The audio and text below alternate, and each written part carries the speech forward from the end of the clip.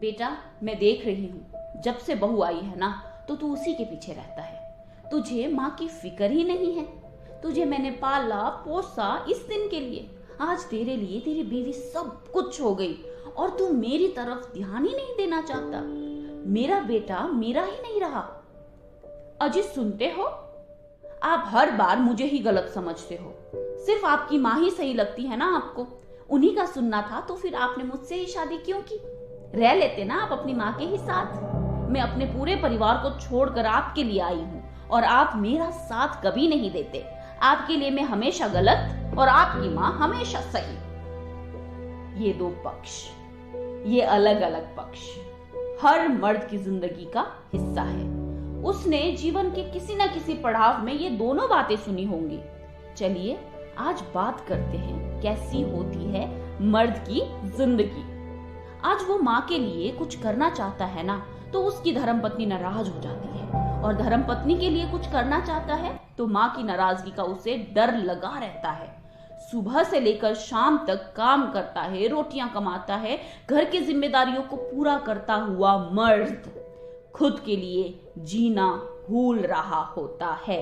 उसकी सुबह जिम्मेदारियों के साथ शुरू हो जाती है। जिम्मेदारी पूरे परिवार के पेट पालने की, घर को चलाने की, परिवार को सुख सुविधा से संपन्न करने की, सबकी जरूरतें पूरी करने की। जितना एक मर्द को झेलना पड़ता है ना, वो किसी और को नहीं झेलना पड़ता है। परिवार में वो कमाता है किसके लिए? आपके लिए। खर्चा करता है किसके लिए? आपके लिए। वो मेहनत करता है, दिन रात लगा रहता है, कहीं जाकर तब जाकर आप और आपका परिवार संपन्न कहलाता है।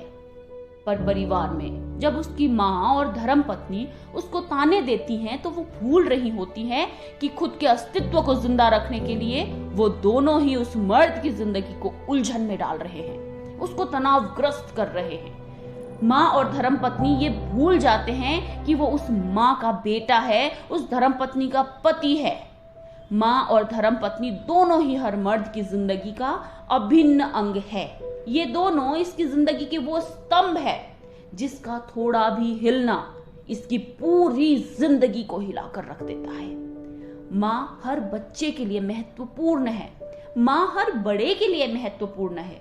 अगर वो अपनी माँ का साथ दे रहा है और धर्मपत्नी उसको ताने ना मारकर उसका साथ दे जाए ना, तो उस मर्द की खुशी कई गुना ज्यादा हो जाए।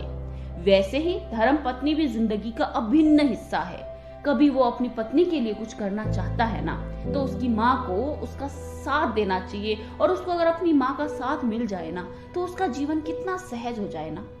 माँ और पत्नी अगर खुद का महत्व साबित करने में ना लगे रहे और उस बंदे की समस्या को अपना मान लेना, तो कोई मर्द परिवार से तनावग्रस्त नहीं होगा। माँ को ये समझना होगा कि उसकी औलाद उसी की रहेगी। वो अपनी बीवी का औलाद नहीं कहलाएगा, वो औलाद अपनी माँ का ही रहेगा। वो अपनी पत्नी की जिम्मेदारी अच्छे से निर्वाह कर सके, उसमें माँ का आशीर्वाद उसको मिल सके, तो उसका जीवन सरल हो जाएगा। और धर्मपत्नी को ये समझना होगा कि माँ का स्थान सर्वोच्च होता है। माँ और पत्नी में कोई बराबरी नहीं होता। ये बराबरी का रिश्ता नहीं है। माँ का पद ऊपर का होता है, वो सम्माननीय है। पत्नी का स्थान साथ का होता है, वो जीवन संगिनी है। माँ बेटे और बहू पर आशीर्वाद बरसाती रहे, उनकी खुशी में खुश होती रहे, और बहू सास की खुशी के लिए अग्रसर रहे, तो हर बेटा, हर पति खुशहाली के साथ जिम्मेदारी ले पाएगा। उसको बीच में लाकर खड़ा मत कीजिए। उसको दोनों में से एक का चुनाव करने को मजबूर मत कीजिए, क्योंकि जब ऐसा होता है ना, तो चाहे वो किसी के साथ खड़ा हो, पर उसके दिल का एक हिस्सा, एक कोना सदैव अधूरा हो जाता है। अपने अपने स्वार्थ के लिए उस मर्द का जीवन, उस बेटे का जीवन, उस पति का जीवन बर्बाद मत कीजिए।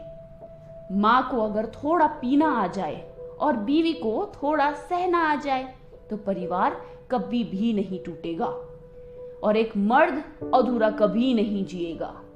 और किसने कह दिया आपको कि मर्द को दर्द नहीं होता?